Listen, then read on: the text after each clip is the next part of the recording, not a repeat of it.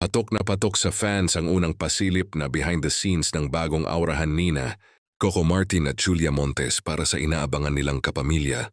Primetime teleserye na si Gabo na mapapanood na ngayong Lunes na. Marami agad ang na-excite matapos makita ang unang teaser na tila nagpapahiwatig ng matinding aksyon at kakaibang kwento sa serye. Umani ng positibong reaksyon mula sa netizens, ang first look na tampok ang astig na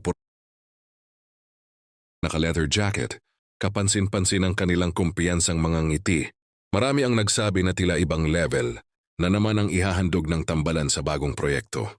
Ginulat din ni Coco ang fans sa kanyang bagong look na naka-long hair na agad naging usap-usapan sa social media.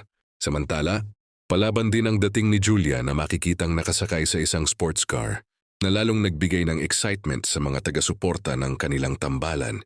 Sa ginanap na story conference ng serye, ibinahagi ni Coco na labis siyang excited na maghandog ng panibagong kwento para sa mga manonood.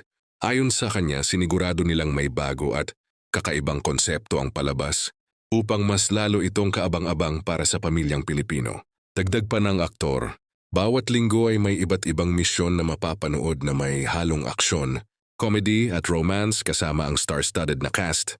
Aniya, pinaghandaan ko dito yung creative.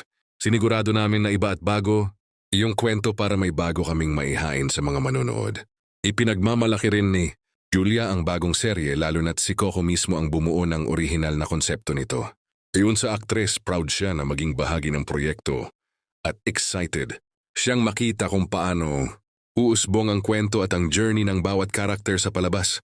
Anya pa, very proud ako kay Coco kasi ito talaga ang dream ko para sa kanya.